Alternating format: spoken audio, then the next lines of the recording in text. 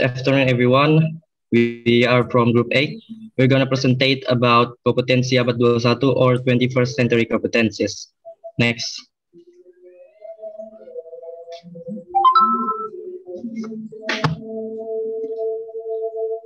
Okay, the member is me, Ketua Yutresna Aditya, with student ID number is 211 2021 127, and my partner is Putu Diva Cahya Andita with student ID number is 211 2021 138. Okay, next. The background of 21st century competencies will be presented by my partner, Diva. The time is yours. Okay, now, first things first, we need to know the background of our material here, of course. So, the 21st century has made all human changes more complex than the previous one. The 21st century is a century that requires new abilities or skills that lead to digital technology. These new knowledge and skills are very much needed in this era, because human works in the 21st century rely and go hand in hand with digital and technology. I've mentioned something about skills before, so the next explanation is about the skills that will be explained by Restu. Okay, thank you, Diva. Now I'm going to present about the 21st century skill. The forces, the competencies that we needed in this century are communication skill, collaboration skill, critical thinking skill, and creativity skill. Okay, next, Diva. Okay, the first is communication skill. Students are required to be able to communicate by capturing, controlling, and creating effective verbal exchange in a variety of spoken, written, and multimedia content and opportunities. Next. The second is collaboration skill. The student demonstrates ability to cooperate with groups and exercise leadership, adapts to multiple roles and responsibilities, operates productively with others, is a sense of what others are around, respects perspective from all angles. Next. The third is critical thinking skill. Students try to provide common sense in knowledge and form complex choices, understand the interconnections between existing problem structures. Students also use the potential that they must try and solve the problems they face independently. Next. The last is creativity skill. The ability to think that is owned by an individual and can direct the individual to thinking that is full of creativity, so that he is able to create something new and unique work that is different from previous works. Next. The 21st century learning model will be presented by my partner, Eva. The time is yours. Okay, thank you, Restu. So I'm gonna explain the learning models that are used in this 21st century. 21st century learning requires appropriate learning methods.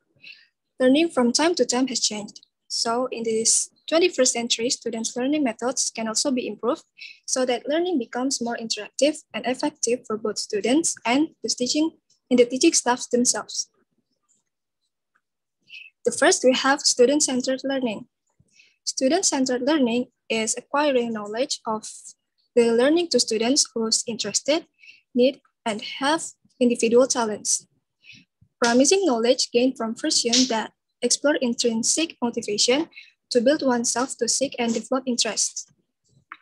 Second, we have active learning. Active learning has a meaning that is a more effective way to gain knowledge about the method involves students in gaining access to a variety of knowledge and information to be studied on learning techniques in aesthetics, so that they receive a lot of reviews to be able to improve their competence. Active learning also helps participants or students to expand their competence in analyzing and be able to formulate new values drawn from the effects of their direct evaluation. Now I'm gonna tell you the summary of our material.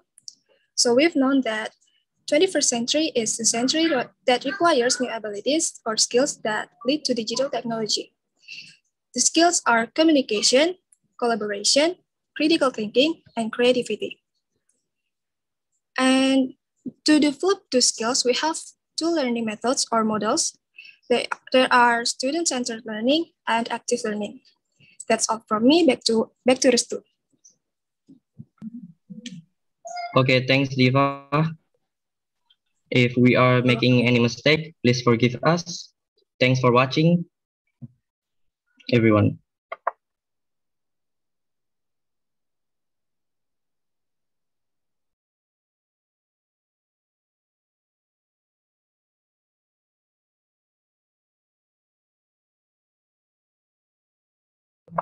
Sorry, sir, you still mute. Sorry. Thank you very much, Restu and Diva, for your topic.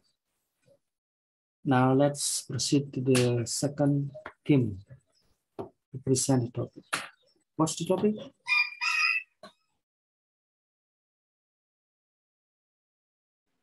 All right, is it clear, Mister? Go on.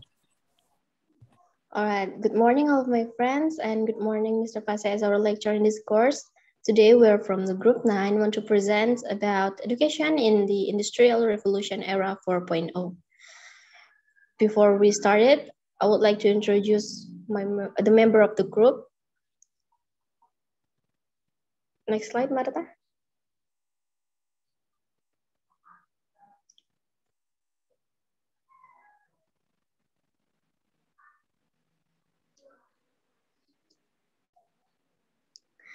The member of the group, the first is Muhammad Rafli Wahyudi with student ID 2112.21.9.82, and the second is me, Hernani Rizkyawati, with student ID 2112.1.98, and the last is Marta Afrida Sampurna with student ID 2112.1.1.7.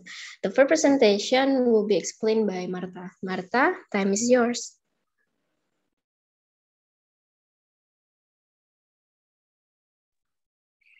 Okay, my name is Marta Afrida Sampurna.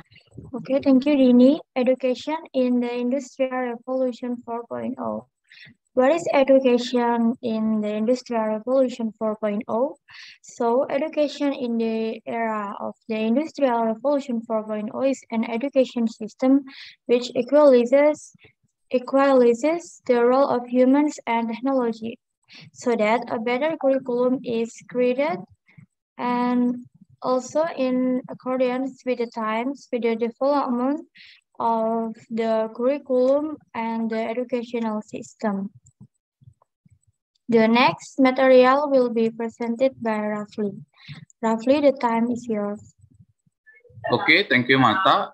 I will explain about the characteristic and how to implement technology from Industrial Revolution 4.0 to our educational system. Next slide, please.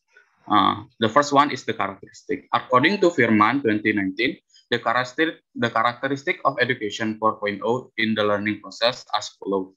The first one, learning that provide opportunities for students to learn according their respective interest and learning speed, or also known as student-centered based learning. The second one is learning develop the ability of students to explore their own knowledge from information source by using the internet as a vehicle for them to learn.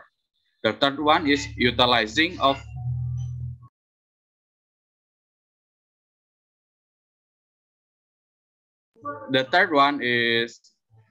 utilization of ICT, infrastructure and virtual learning tool to provide flexibility for students to find quality learning resource, such as record data, analyze data, and prepare report and make presentation based on what they found or learning. And the fourth one is empathize hand-on learning through a learning method called the flipped classroom, in which students learn theoretical aspect of knowledge at home and practice in class. This method develops self-learning habit and ability while providing more time for learning in school for competency development. And the fifth one is develop soft skill of critical thinking, creativity, and problem solving, especially authentic and non-routine problem solving. And the sixth one is collaboration, and social interaction are the main approach used in complementary development to introduce work culture in industry and the world of work in 21st century. And the seventh and the last one is provide flexibility for the learning process in the form of blended learning, which allows students to interact, collaborate, and learn from each other in the classroom setting by face-to-face or remotely and in distance. Next one, I will explain about the application of Education 4.0 and how that can be implemented. That can be done using the blended learning system. As I mentioned before, the blended learning is a learning method in which the learning process uses e-learning or online learning and is assisted by the internet. In Indonesia ourselves, e-learning itself has begun to be implemented in some school and university to support education in Indonesia. For example, Undiksa has his own e-learning for students to access in order to get learning material from their lecturer. And the use of technology here is expected to increase the effectiveness of learning in Indonesia because with the help of e-learning, students can learn anywhere without hire by space and time. Another real example is the use of a classroom or virtual classes. This is very useful because teacher can provide material and also teach without needed to attend the class first. Another great example is the technology can facilitate administration carried by both teaching and student. This means administration can be done more easily, and also with online administration, this can facilitate access more to easy information and also speed up an administration process by both parties, student and the teacher. That's all for my material. Next material will be presented by Dini. All right, thank you, Rafli. I would like to present about the challenge of this education system in Industrial Revolution. In Industrial Revolution era, it is certain that several obstacles in the form of challenge from various aspects such as technology, student motivation, and others. Next page, Marta.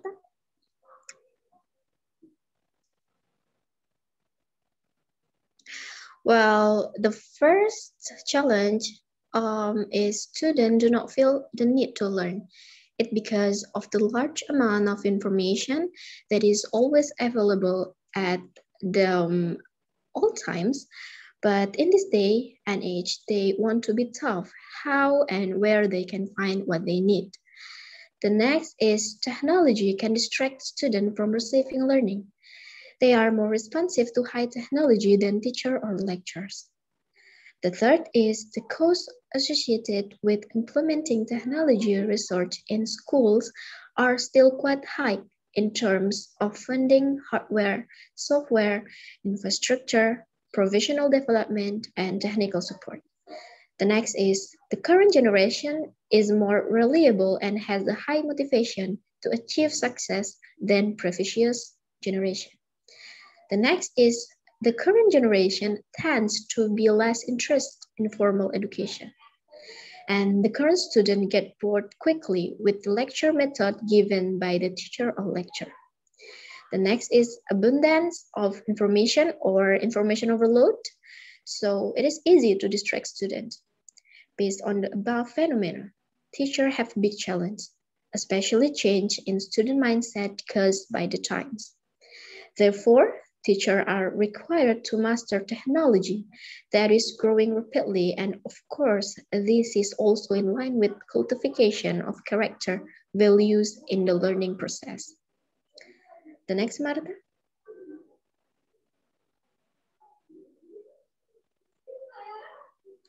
Next slide, Marta.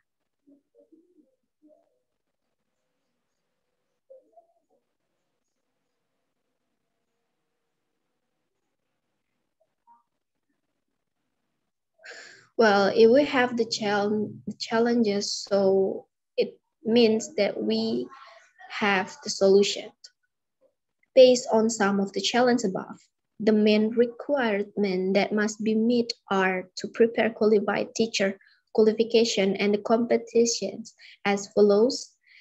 The first is understanding the characteristic of students as the younger generation so that they can use strategies, method, and learning media that are in accordance with the sophistication of information, media, and technology. The second is digital literacy.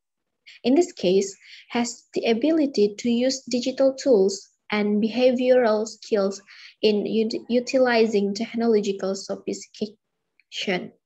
The third is, in the learning process, the teacher must utilize the gadget facilities owned by the student to become a source of learning and learning communication and counseling by utilizing social media.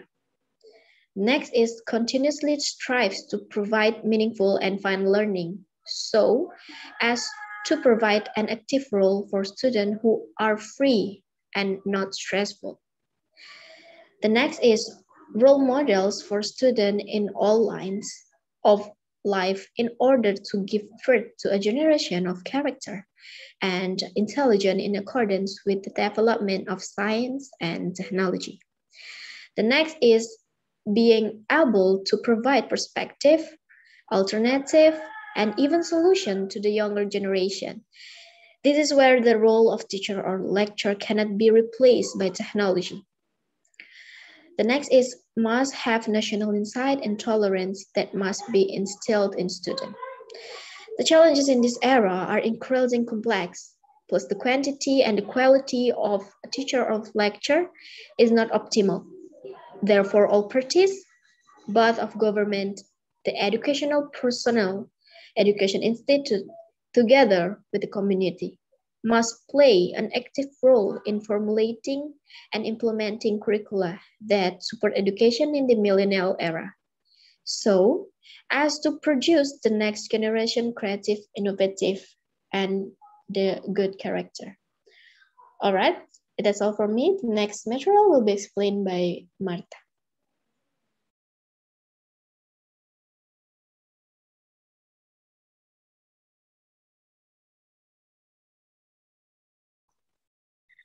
Okay, so here the summary of our material. The Industrial Revolution 4.0 is the era where humans are required to be able to keep up with the technological developments and also apply communication and information technology in the learning process. This change required the role of education to shift its education system to produce graduates with the skills needed in this era. It is hoped that the Industrial Revolution 4.0 it is able to improve the quality of the education and increase the ability of human resources in using technology to advance human civilization.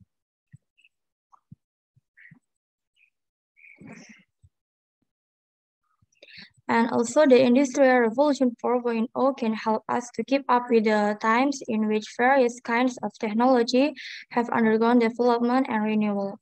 It can also help us to use the latest technology. Thank you. I will give it back to Dini. All right, that's all from our group. And thanks for your attention. Good morning. Okay, thank you, Dini and Marta. Restu and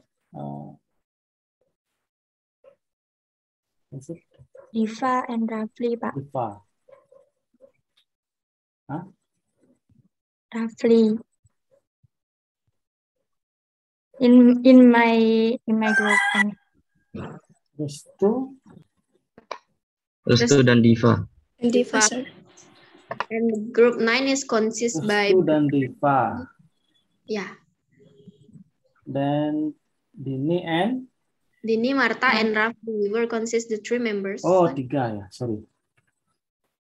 Sorry. Questions please from audience to group number 1 to the first group, and the second group. 2 questions for the first group and 2 questions are also for the second group. Komang Winda, Madidian. Yeah, you can ask questions for the first group. Nadia and Kintan, you can ask the second group, please. Go on.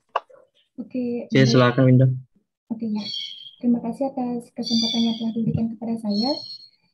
Oke, di sini saya ingin bertanya kepada kelompoknya Restu terkait dengan kompetensi abad 21. Kita sadari bahwa keempat kompetensi ini yaitu communication, collaboration, critical thinking, dan kreatif sudah masuk ke kurikulum 13. Namun faktanya di lapangan belum berjalan dengan optimal gitu. Masih banyak guru yang menerapkan pembelajaran yang konvensional. Nah, menurut kalian, poin manakah yang saat ini sangat rendah diterapkan di sistem pembelajaran kita? Dan mengambil sudut pandang seorang guru atau jika kalian sebagai guru, bagaimana sih langkah yang dapat kalian lakukan dalam mengoptimalkan penerapan salah satu poin yang kalian anggap kurang tersebut? Terima kasih. Baik, terima kasih Winda. Ya, sama-sama. Dian, silakan. Baik, terima kasih atas kesempatan yang telah diberikan kepada saya. Perkenalkan, nama saya Madidian Juliani dengan NIM 21120210008. Izinkan saya menyampaikan pertanyaan saya untuk kelompoknya Restu sama Diva ya. Apakah tantangan terbesar yang mungkin dialami khususnya kita sebagai calon guru nantinya dalam mengembangkan skill abad 21 ini? Dan bagaimana sekiranya mengatasi hal tersebut? Apakah bisa dipahami pertanyaannya? Baik, Bisa. dapat dipahami. Terima kasih. Terima kasih kembali. Okay, Nadia and Kintan, please, your turn now. Baik, terima kasih Pak Fase. Halo kelompok 9. Sebelumnya, terima kasih atas kesempatan yang telah diberikan kepada saya. Perkenalkan, nama saya Madinatia Pratniswari dengan NIM 211202151, absen 25 di kelas ini. Baik, saya ingin bertanya tentang pendidikan di era revolusi industri 4.0. Menurut kelompok 9, apakah Indonesia ini mampu beradaptasi dengan pendidikan di era revolusi industri ini yang mengandalkan sebuah teknologi tentunya? Dan tolong berikan alasannya mengapa Indonesia bisa beradaptasi di era revolusi ini dan berikan alasannya, dan juga kalau pendapat dari kelompok 9 tidak bisa, juga berikan alasannya. Sekian dari saya, terima kasih. Baik, untuk kelompok 9, apakah pertanyaan saya sudah jelas? Sudah jelas, Natia. Terima kasih. Baik, terima kasih Kak Dini. Saya izin lower hand ya. Terima kasih. Ya, silakan Kintan selanjutnya. Baik, terima kasih atas waktu yang telah diberikan kepada saya. Perkenalkan, nama saya Kintan Ayu Pramesti dengan NIM 21120211104. Di sini saya ingin bertanya kepada kelompok 9. Sebagai seorang guru, menurut Anda, strategi pembelajaran apakah yang dapat digunakan untuk menghadapi era revolusi industri ini? Baik, terima kasih. Itu pertanyaan saya. Apakah kurang jelas? Sudah jelas, Kintan. Terima kasih. Okay, thank you very much for your questions. Now let's hear the response from the first group. Winda dan Dian. Winda, bisa diulang pertanyaannya mungkin?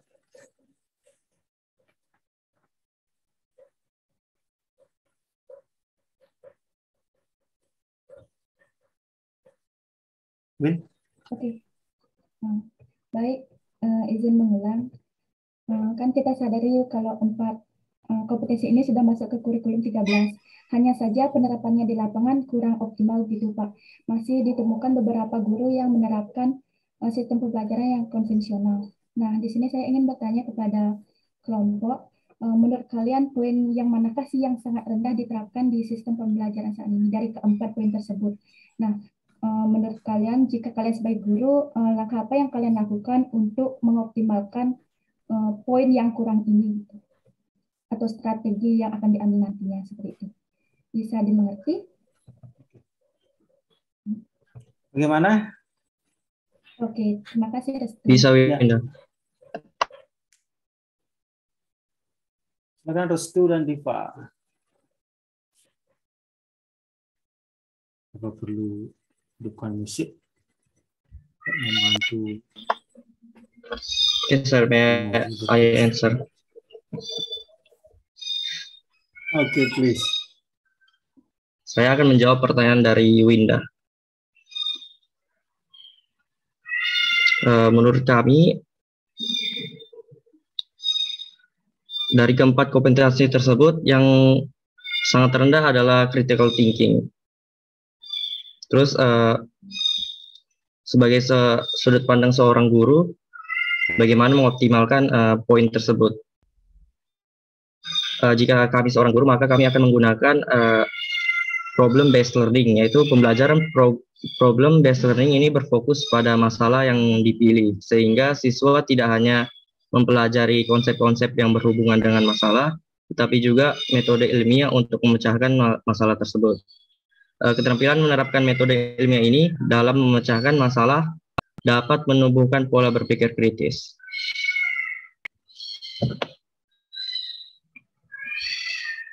Oke, baik, terima kasih jawabannya Restu. Boleh tahu alasannya Restu kenapa mengatakan critical thinking yang rendah di Indonesia saat ini? Boleh diulang? Oke, boleh tahu nggak alasan Restu mengatakan critical thinking sangat rendah saat ini diterapkan di pembelajaran kita?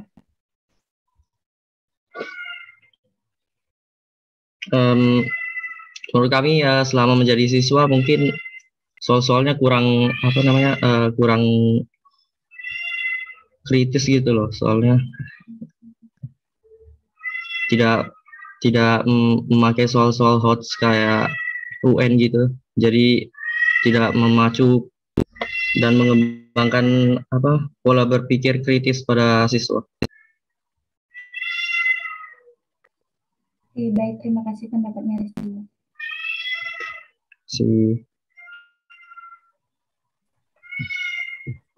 Ya, bisa diterima jawaban Restu ya. Dari 4 keterampilan itu, kompetensi itu sebenarnya sih bukan critical thinking saja yang bermasalah, semuanya hampir bermasalah. Ya, semuanya bermasalah. Creative thinking juga sama. Collaboration, kemudian communication, itu semua bermasalah karena memang pola pendidikan kita itu belum memungkinkan hal seperti itu. Dari dulu hingga sekarang kita selalu berpikir pada penyelesaian pembelajaran konten. Jarang sekali kita menyentuh keterampilan seperti itu. Kalaupun disentuh paling hanya sekedar surface ya. Sifatnya tidak memperbaiki kompetensi yang memang harus dimiliki oleh anak-anak di abad sekarang. Apa yang disampaikan oleh Restu itu memang terlihat dari hasil PISA. Ya. PISA. Itu adalah semacam pengkategorian terhadap hasil pendidikan anak-anak di seluruh dunia. Ya, kita masuk ranking hampir paling bawah dari 200 negara yang disurvei oleh PISA. Kita hampir beberapa level dari bawah posisinya. Yang disurvei adalah kemampuan berpikir kritis anak, kemampuan literasi dan kemampuan numerasi dari anak-anak SMP kita. Jauh sekali. Ya. Kenapa? Karena memang pembelajaran kita betul disampaikan oleh Restu tidak sama sekali secara getol, secara intensif menggunakan pembelajaran berbasis high order thinking. Semua pertanyaan yang diberikan oleh buku, dalam buku maupun oleh guru selalu sifatnya itu low order thinking. Kebetulan saya tidak mengajar perkembangan bahasa didik di sini ya, di kelas IKI ya. Di kelas lain yang saya ajar itu saya sempat menyinggung tentang apa sih itu low, apa sih lot, apa sih itu hot. Ya, sepertinya juga dosen kalian juga di perkembangan bahasa didik pasti pernah menyinggung itu. Dari taksonomi Bloom, istilah muncul lot dan hot itu dari taksonomi Bloom. Bloom mengklasifikasi domain atau ranah manusia itu ke dalam 3 hal, kognitif, afektif, psikomotor. Ya, kognitif itu kemampuan berpikir, afektif itu kemampuan merasakan, karakter juga, ya. Kemudian psikomotor itu kemampuan gerak manusia.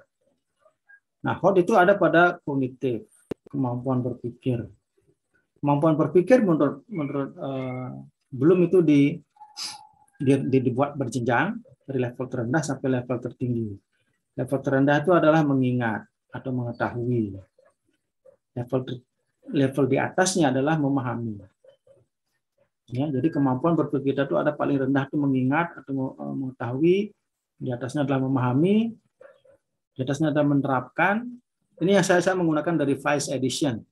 Taksonomi Bloom yang direvisi oleh muridnya ya Anderson. Jadi mengingat atau mengetahui dan memahami, kemudian menerapkan, di atasnya ada mengevaluasi, di atasnya ada meng-create atau mencipta.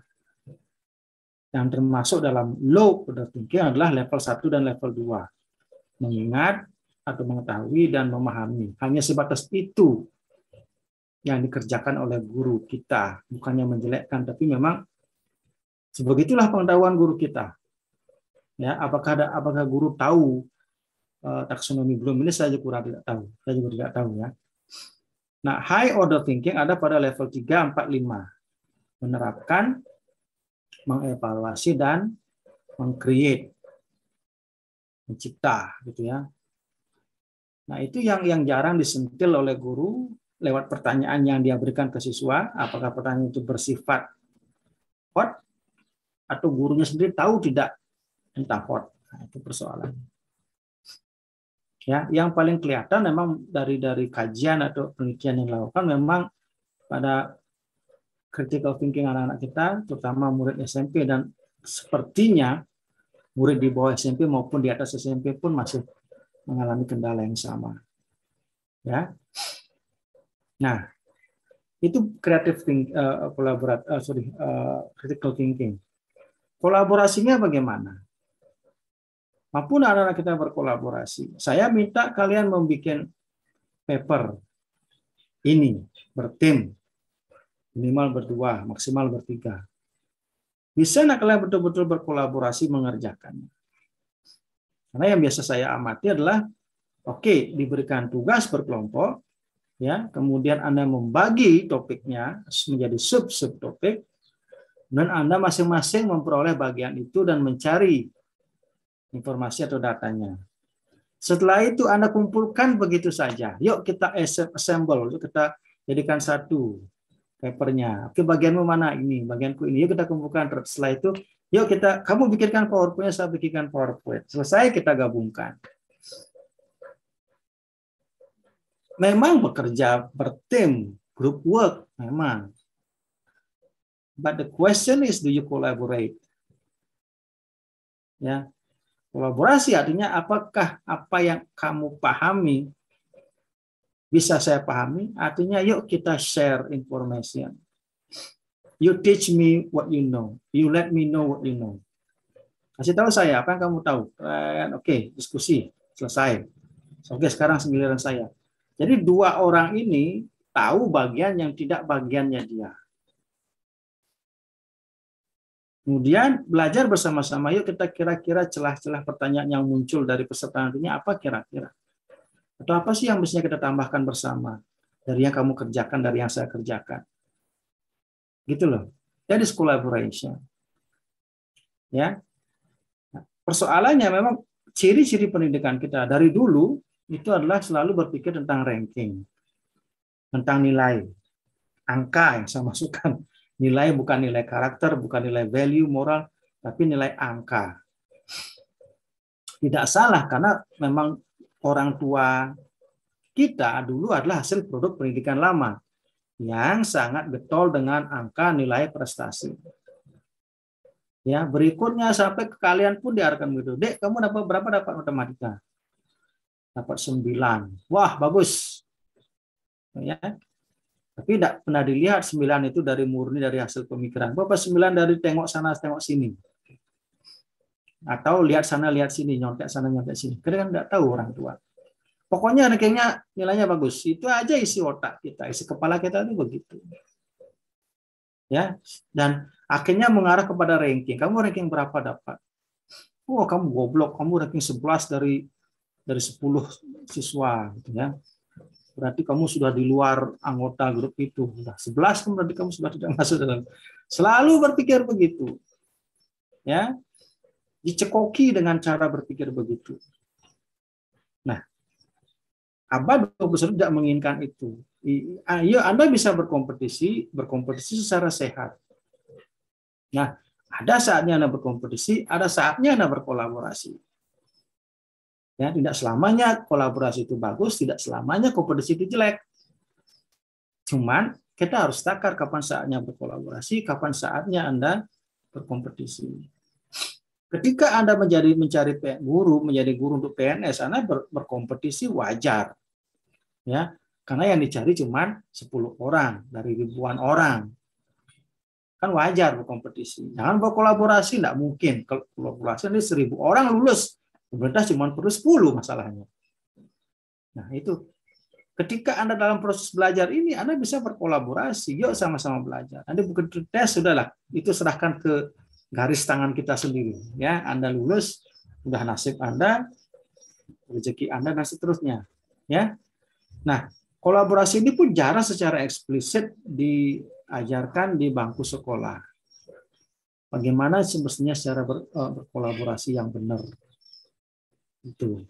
Nah, kemudian apalagi kompetensi yang lain, berpikir kreatif. Kapan sih sebenarnya guru mengajari siswa untuk berpikir kreatif? Jarang. Ya, bahkan cenderung kalau guru-guru yang otoriter, ketika dia memberikan soal, jawabannya harus itu. Ya, jadi tematika misalnya harus begitu jawabannya. Dan cenderung kalau sudah otoriter, dia akan memberikan pertanyaan yang ada opsi A, B, C, D. Itu. Kapan kita berpikir kreatif? Ya, bahwa kita bisa menjawab sesuatu dari sudut pandang yang berbeda. Kalau kita bisa mengajari siswa kita menjawab sesuatu dari sudut pandang yang berbeda, itu baru mengajari siswa untuk berpikir kreatif. Karena kebenaran itu tidak pada satu titik. Ciri-ciri pertanyaan yang kreatif itu adalah, bagaimana menurut Anda? Misalnya kalau guru bertanya begitu. Itu baru mengharapkan jawaban yang kreatif. Tapi kalau jawab pertanyaannya, sebutkan nama karakter pada cerita Malin Kundang, nah itu baru cenderung bersifat tidak kreatif. Dan pasti hanya bersifat lot, gitu, low order thinking. Karena tinggal menyebutkan gitu loh. Tapi kalau pertanyaannya menganalisa, pertanyaannya mengarah ke kreat, apalagi mencipta, itu sudah membuka anak-anak betul-betul kebebasan untuk berkreasi, berpikir secara kreatif. Hampir semua kompetensi itu belum kita jamah dengan baik di Indonesia, karena kita selalu terpaku dengan materi. Fokus guru-guru itu materi, bukan mengajari anak value yang tadi disebutkan. Bagaimana dia biar bisa berpikir kritis. Itu pokoknya jawaban baku yang diterima, bukan how. Jadi lebih ke arah apa sih yang bisa dihasilkan ke siswa. bukan apa sih yang dipelajari oleh siswa. Bagaimana sih siswa itu berproses belajar, itu tidak jadi fokus. Itulah yang salah sebenarnya. Ya, makanya kalau sekarang kebijakan Menteri Pendidikan sekarang kan lebih memfokuskan pada, coba Anda lihat kampus Merdeka. Loh, apa yang mau Anda pelajari? Tidak ditentukan oleh Pak Menteri. Tetapi Anda bisa melakukan transfer kredit. Anda bisa belajar anything you want dari prodi yang berbeda atau dari prodi di perguruan tinggi yang berbeda. Nah, proses itu yang diminta oleh Pak Nadiem. Saya tidak mau tahu kamu mau belajar apa, tapi saya mau tahu kamu mau belajar apa.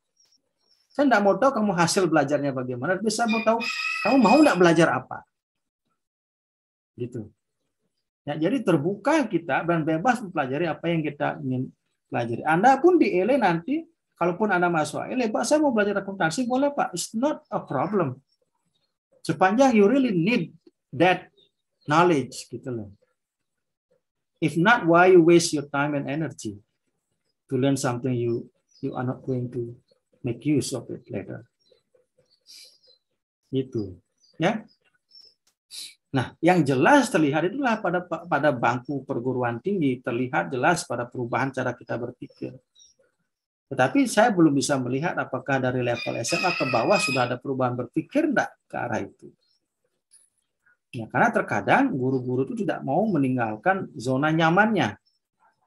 Udah nyaman kok begini, lagi begini, aneh-aneh saja Pak Menteri. Susah. Padahal the world is changing. Ya, the world is changing dan you have to change, gitu.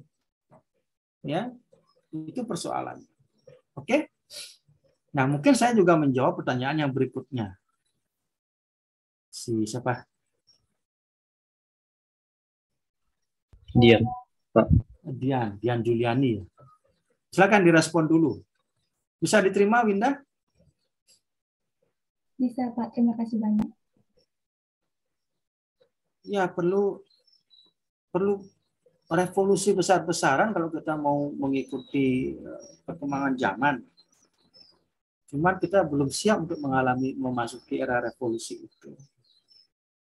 Karena kita sudah merasa nyaman dengan posisi kita. Persoalan.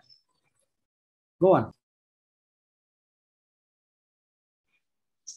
Oke, sebelumnya izin menjawab pertanyaan dari Dian. Mengenai, sebelum perkenalkan, nama saya Putri Diva Cahyandita dengan NIM 21102-1138. Ingin menjawab pertanyaan dari Dian mengenai tantangan terbesar yang mungkin dialami guru dan bagaimana cara mengatasinya. Menurut saya, tantangan terbesar yang mungkin dialami guru adalah beradaptasi.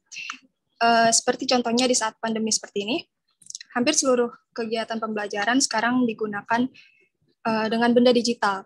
Kalau tidak ada, pembelajaran tidak bisa berjalan dengan lancar. Namun itu bukan berarti skill-skill yang harus dikembangkan ini dibiarkan saja. Para guru tetap bisa mengembangkan skill para murid tersebut dengan pengajaran yang dilakukan melalui sarana-sarana yang sudah ada. Banyak materi yang bisa diajarkan dengan metode yang relevan, yang bisa mengasah skill para murid juga. Contohnya banyak platform yang bisa kita gunakan untuk berdiskusi, untuk mengasah skill komunikasi. Banyak cara yang mendorong para siswa bekerja sama untuk mengasah skill kolaborasi. Banyak persoalan yang dapat menarik murid untuk mengeluarkan opini atau jawaban untuk mengembangkan skill berpikir kritis. Dan terakhir, para murid juga bisa diberikan tugas yang dapat melatih kreativitas mereka. Semua itu sudah pasti sesuai jenjangnya juga. Contohnya tidak jauh-jauh dari presentasi seperti ini.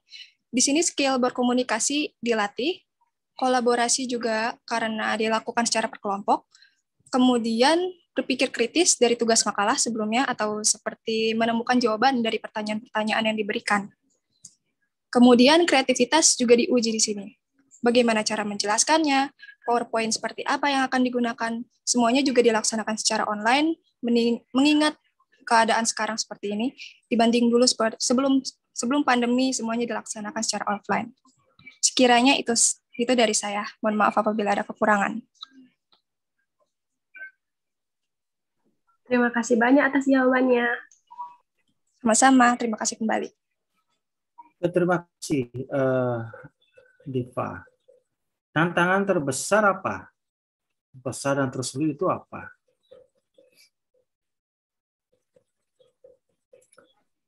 Beradaptasi, Pak, menurut saya. Dan Iya. cara menghadapi muridnya. Kalau beradaptasi berarti melakukan apa?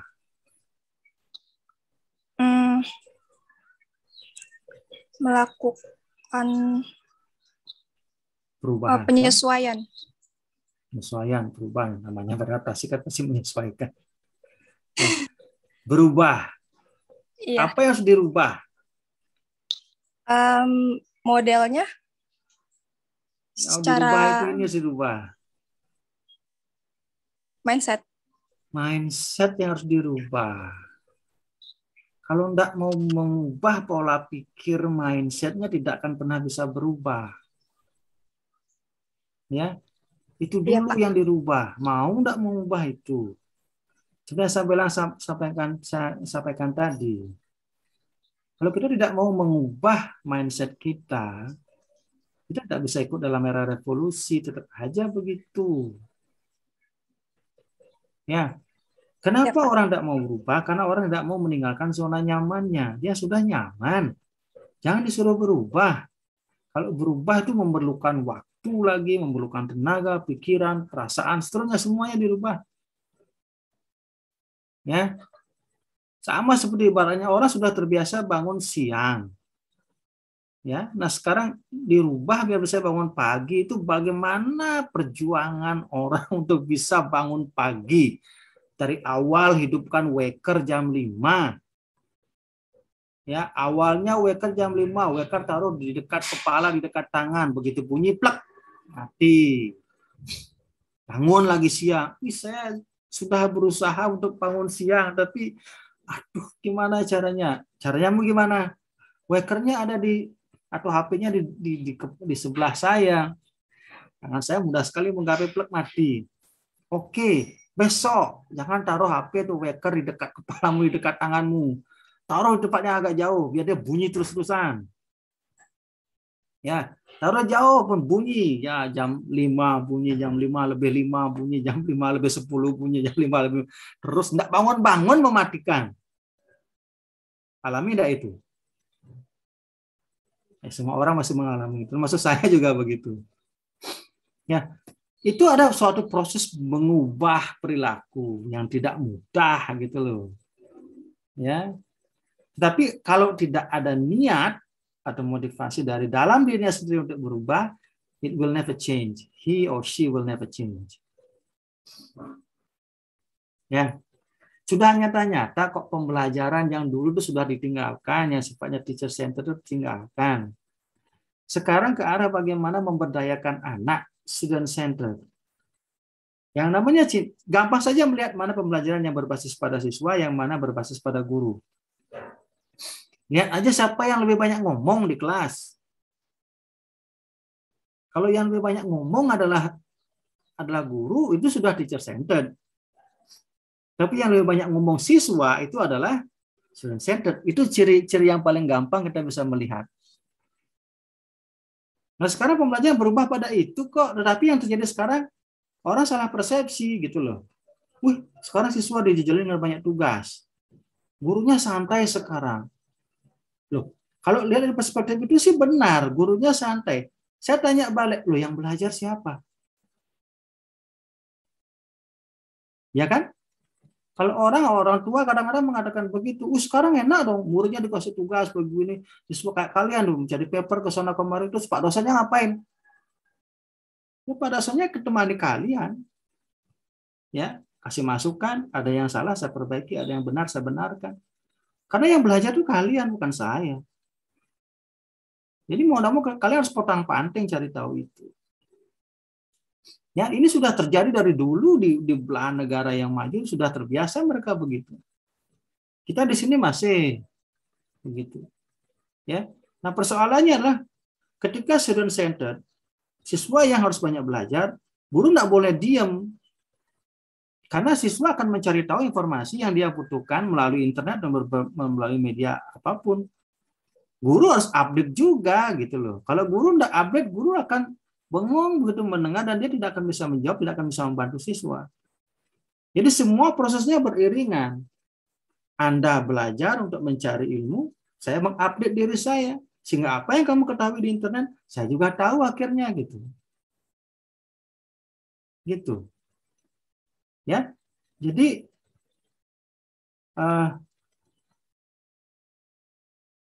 memang tuntutannya begitu. Ya. Nah, gitu jawaban saya, Diva. Dian. Ya. Bisa diterima? Bisa, Bapak. Terima kasih banyak. Sangat membuka pikiran. Ya, guru harus berani dulu melangkah, ya, memperbaiki diri bahwa kita sudah betul-betul pada era yang berbeda, era yang betul-betul menginginkan adanya kolaborasi, menginginkan siswa harus berpikir kritis. Gimana caranya berpikir kritis? Guru, saya sendiri sudah kritis apa enggak? Saya sendiri sudah bisa enggak berpikir kritis sehingga saya bisa ajarkan kepada siswa untuk berpikir kritis. Kalau saya belum kritis, bagaimana saya bisa mengajari siswa? Jadi kalau mau mengajari student kreatif, gurunya harus kreatif dulu, membuat soal yang kreatif, membuat siswa berpikirnya secara kreatif, baru dia bisa dialami oleh siswa. Ujung tombak dari pendidikan kita itu guru, gitu loh. Makanya jangan samakan dengan Finlandia. Jadi pendidikan bangsa Finlandia, negara Finlandia diatur sepenuhnya oleh guru. Ya, jangan lagi ada intervensi lagi. Kalau di sini kan banyak sekali ada intervensi. Pemilihan kepala sekolah aja kadang-kadang menggunakan asas politik. Ya, kedekatan dengan pejabat gitu ya, kemampuan untuk bisa ABS asal Bapak senang gitu. Jadi itu yang merusak sistem pendidikan kita gitu loh. Ya, sama itu di kampus pun terjadi hal yang sama begitu. Ya. Jadi itu yang kadang-kadang sulit untuk kita rubah gitu. Kapan kita bisa siap menghadapi era revolusi industri atau untuk kompetensi abad 21 kalau kita masih saja berkutat pada abad 20 atau 19 ya. Oke? Ya. Selanjutnya.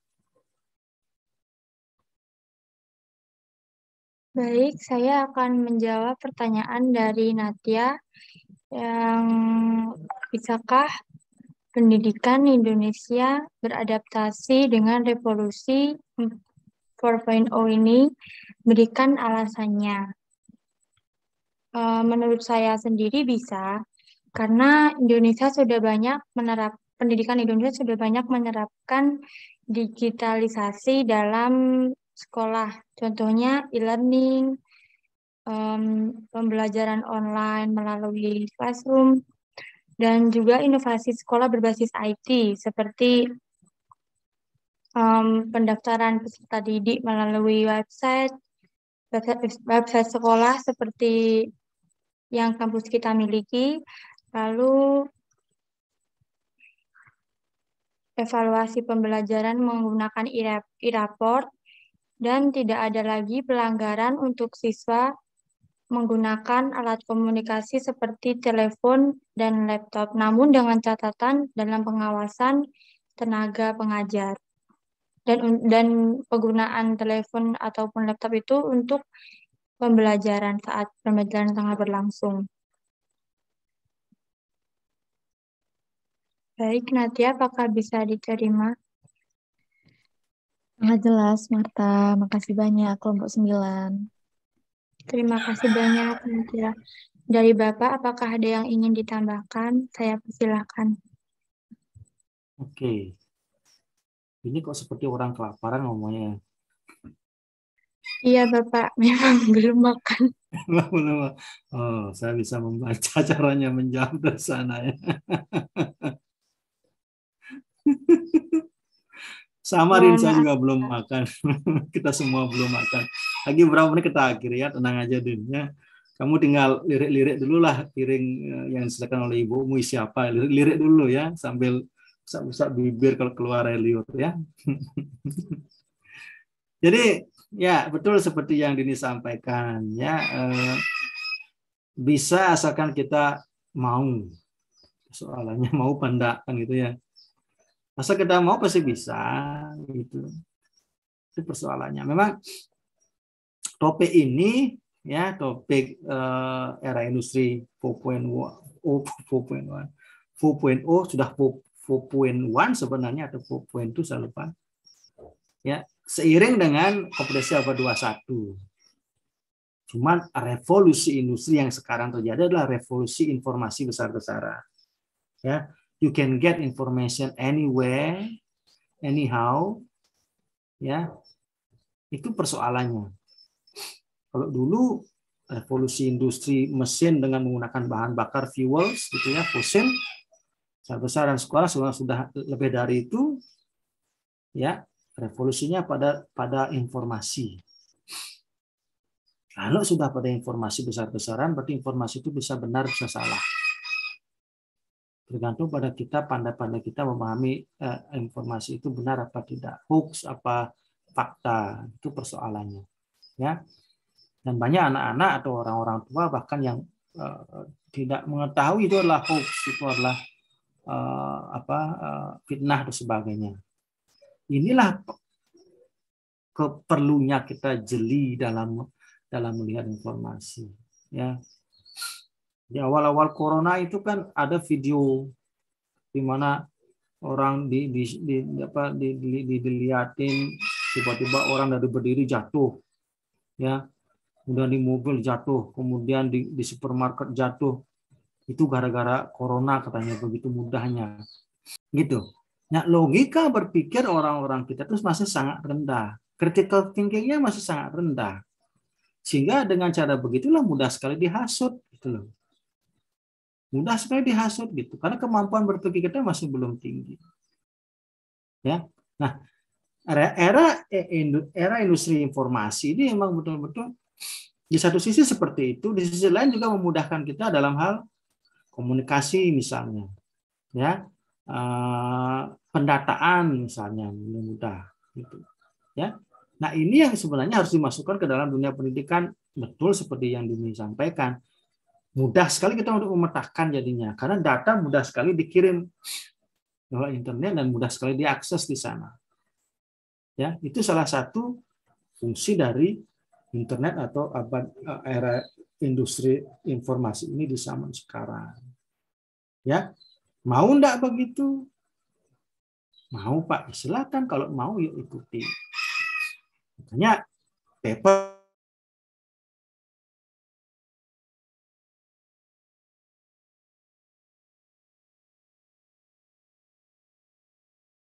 itu. Nah, sekarang kalian melihat dari sudut pandang mana, tidak akan ada masalah. Salah itu. Pakai yang ini, tidak mungkin saya katakan begitu. Ya, saya hanya minta Anda mencari informasi, lihat sudut pandangnya dari mana. Kita diskusikan itu. Jadi paper ini pun bisa dilihat dari sudut pandang manapun, boleh sebenarnya. Ya, yang penting informasinya jelas, bisa berterima, akademis, gitu aja. Oke, bisa diterima nanti ya. Nggak jelas Bapak, makasih banyak Pak sudah menambahkan. Ya, silakan pertanyaan terakhir.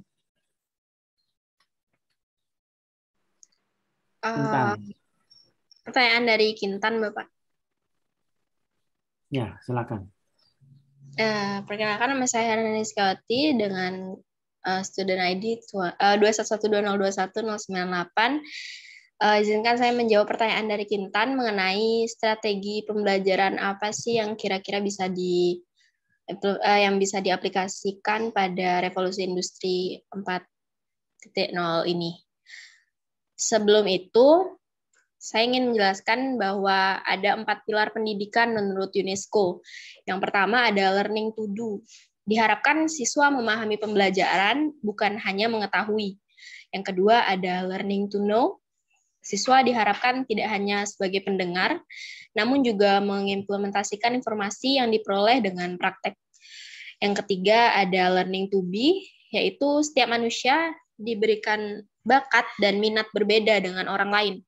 Siswa diharapkan mampu menjadi diri sendiri, mengucap syukur atas segala kelebihan dan kekurangan diri. Yang terakhir ada learning to live together, di mana diharapkan hasil dari pembelajaran ini siswa mampu hidup bersama dengan orang lain, mampu menempatkan diri, saling menghormati, dan menghargai. Nah, untuk membangun 4 pilar pendidikan tersebut, guru harus meningkatkan kualitasnya dengan memperkaya pengetahuan tentang metode pembelajaran yang tepat. Pembelajaran teacher center belum memberikan kontribusi yang besar pada saat ini. Yang pertama itu, strateginya adanya kesempatan untuk berkembang dan berprestasi. Biasanya ukuran keberhasilan siswa itu dipandang dari angka yang diperoleh, kayak peringkat di kelas, menandakan prestasi yang didapatkan siswa. Namun tanpa disadari, manusia sebenarnya diciptakan Tuhan memiliki kecerdasan yang berbeda.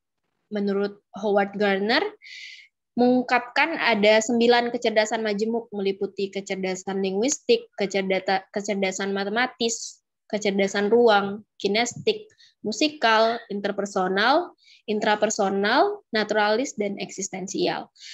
Guru bisa mengembangkan kecerdasan majemuk yang dimiliki siswa saat pembelajaran di kelas.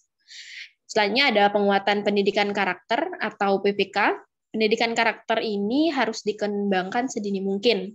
Kenapa? Karena penanaman karakter tidaklah mudah dan pastinya membutuhkan waktu yang lebih lama. Penguatan pendidikan karakter merupakan kelanjutan dan revitalisasi dari pendidikan karakter semenjak 2010. PPK dinilai penting dikembangkan di dalam dunia pendidikan. Yang selanjutnya tidak kalah penting yaitu ada melek teknologi. Di era revolusi industri ini menuntut sebagian besar orang untuk memahami akan arti pentingnya teknologi. Teknologi yang ada memberikan banyak pengaruh yang baik dalam kehidupan. Pemanfaatan teknologi yang tepat dalam pembelajaran memberikan tambahan pengetahuan yang baik kepada guru untuk ditransfer ke siswa. Selain itu, siswa juga mampu mengulang materi yang diberikan guru di mana saja siswa berada dan kapanpun siswa ingin mengakses materi tersebut. Yang terakhir ada menjadi guru efektif. Guru efektif adalah guru yang selalu berpikir bagaimana cara menjadi lebih baik. Guru efektif bukan hanya mengetahui pelajaran, namun bagaimana guru mampu menyampaikan kepada siswa dengan baik. Dengan cara pikir guru mau menjadi lebih baik ini, guru akan mencari solusi apabila dalam pembelajaran ada yang membosankan atau tidak kondusif. Ilmu yang ditransfer ke siswa pun akan dipahami oleh siswa dengan sebaik-baiknya. Sebelum itu saya mengambil strategi pembelajaran ini dari sumber jurnal di seminar nasional UNES tahun 2019. Itu saja dari saya. Jika Bapak memiliki pendapat tersendiri, saya akan sangat menghargai hal itu. Terima kasih.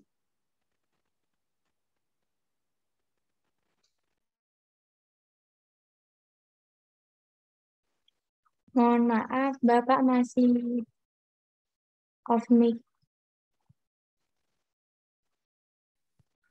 Mudah-mudahan ini tidak menjawab sambil makan ya. Kalau Marta bolehlah dengan kelaparan ya. Oke, apa pertanyaannya? Bisa diulang? Strategi pembelajaran apa yang dapat dilakukan di masa revolusi industri? Sebagai guru, ya. Bapak. Strategi pembelajaran ada banyak. Seperti yang Dini sampaikan tadi, ya. Intinya saya tidak mau sebut strategi, banyak sekali strategi. Yang jelas strategi itu apapun itu ya selalu dilandasi oleh pendekatan student centered. Artinya dia harus bernafaskan student centered. Apapun itu, banyak sekali kok ada cooperative learning, ada contohnya ya, ada cooperative learning, kemudian kalau di bahasa Inggris kita akan mengenal beberapa lagi task-based learning, problem-based learning, ya, case-based learning dan seterusnya banyak sekali. Ya, hanya pendekatannya berbeda-beda, tetapi fokusnya ada pada student active learning. Gitu. Karena kita harus tahu bagaimana kita bisa membelajarkan siswa. Artinya membelajarkan mereka sendiri yang belajar, mereka sendiri yang menjalani, mereka sendiri yang menemukan hasilnya. Kita hanya memfasilitasi belajar mereka. Sama seperti saya. Ya, saya kasih Anda topik-topik, Anda diskusi, Anda carikan informasi. Informasinya apa saja, Pak? Boleh, bebas. Ya. Tapi asalkan memang pada koridor topik itu. Kemudian kita diskusikan. Kemudian kalau Anda sudah menjawab dengan baik, ya saya tinggal luruskan itu benar. Kalau memang kurang, saya perbarui dan saya isi lagi, saya tambahkan lagi informasi yang lain. Begitu, pembelajaran itu sangat universal, sangat tanpa batas gitu loh. Ya. Nah, persoalannya adalah kalau kita menginginkan student centered learning berarti sulitnya adalah mengajari mereka berkomunikasi. Nah, ini persoalannya, bagaimana siswa agar mau bertanya itu tidak gampang. Karena memang mereka dibiasakan untuk tidak bertanya. Tidak dilatih untuk bertanya, ya. Bukan, ya, karena tidak dilatih untuk bertanya. Dan kenapa mereka juga tidak mau bertanya? Karena mereka takut dibully. Kelas barusan, kelas 1B juga bilang begitu. Kenapa siswa takut bertanya, Pak? Satu, karena memang takut dibully. Kalau dia bertanya, dia dianggap bodoh pertanyaannya. Kalau dia sudah dianggap bodoh, maka dia akan takut untuk bertanya. Itu. Kedua, karena begitulah, karena dia merasa dirinya bodoh lah, maka rasa percaya dirinya tidak akan muncul. Itu otomatis tidak mau bertanya. Ya. Nah, hal begini yang sulit sekali kita rubah. Ya. Kenapa? Karena memang ketika anak itu ketika mereka masih kecil di keluarga pun mereka sulit sekali untuk bertanya. Kalaupun mereka baru belajar ngomong, kemudian nyerocos bertanya, akan terjadi bully dari orang tua.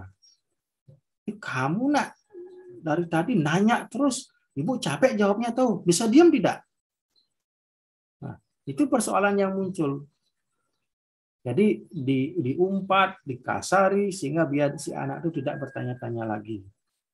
Karena si ibu capek untuk menjawab pertanyaannya. Akhirnya perilaku itu, kebiasaan itu pun dibawa ke sekolah gitu. Jadi anak yang baik adalah anak yang pendiam, itu yang jadi persoalan sekarang. Tuh. Kalau sudah diam berarti emas gitu ya. Ya, kalau kamu diam emas, kalau kamu ngomong perak gitu. Ya, makanya istilahnya kan muncul silence is golden, speech is silver gitu. Itu enggak benar gitu. Ya. Boleh diam tapi pada saatnya diam. Kalau kita bandingkan dengan anak-anak yang terbiasa bertanya di rumah, dia akan enak saja bertanya ke orang tuanya. Orang tuanya akan menanggapi sebisa mungkin, menjawab pertanyaan mereka sebisa mungkin, sesuai dengan nalar mereka bertanya. Ya, pertanyaan mereka. Coba Anda perhatikan sendiri, bagaimana anak-anak bule itu ngomongnya jaga-jaga, tidak ada batas kan ngomong. Ketika mereka bertanya pun orang tuanya pasti dengerin kok. Pasti dengerin orang tuanya. Artinya mereka tuh betul-betul dihargai. Nah, kalau kita bertanya sedikit tidak dikasih. Apalagi mempertanyakan perilaku orang tua, langsung ditempelin. Langsung kena bugem. Nah, itu persoalan yang muncul. Sehingga bagaimana kita bisa mengajari anak ya berkomunikasi kalau di rumah terjadi hal seperti itu. Dan di sekolah pun mereka bawa perilaku begitu. Itu yang salah gitu. Ya, padahal inti dari revolusi industri sekarang adalah kemampuan untuk, salah satunya adalah kemampuan untuk berkomunikasi. Itu yang disampaikan oleh Kompetensi Abad 21 pada kelompok sebelumnya. Itu loh, ya, itu persoalan yang muncul pada sistem pendidikan kita. Ya, bagaimana guru bisa memberikan ruang kepada siswa untuk menyampaikan ide dan gagasannya dan perasaannya di kelas itu bagaimana. Ya, memang persoalannya kita tuh di sekolah sangat dicekoki oleh pemikiran materi harus habis. Ya, materi harus habis begitu terus-terusan. Skill yang lain gimana? Kompetensi siswa berkomunikasi, siswa bisa berpikir kritis sejauh mana diajarkan. Itu nantilah belakangan. Padahal itu yang penting gitu loh. Ya, itu yang dipersoalan. Bagaimana kita bisa belajar atau mengikuti era industri ini kalau kita tidak memulai dengan hal-hal yang seperti itu. Berhenti berpikir pada materi, penyelesaian materi. Ini materinya belum habis, ini naratif teks belum dibahas, spoof belum dibahas, bahas dulu ini. Padahal keterampilan yang lain atau kompetensi yang lain tidak pernah disinggung. Ini persoalan pendidikan kita. Oke, sudah masuk lagi. Sudah mendengar jawaban dari temanmu, Dini sama saya? Sudah, Pak. Sudah, oke. Ya, segitu ya.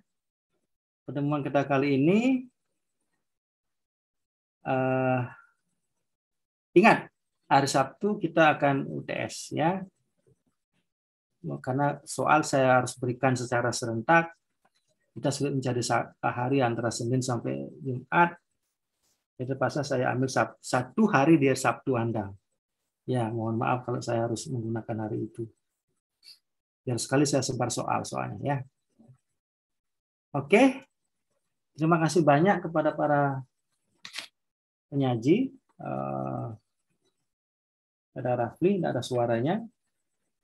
Ada Dini, ada Marta, ada Restu dan Diva. Oke, tepuk tangan buat mereka. Ya. Kita akhir sampai di sini ya.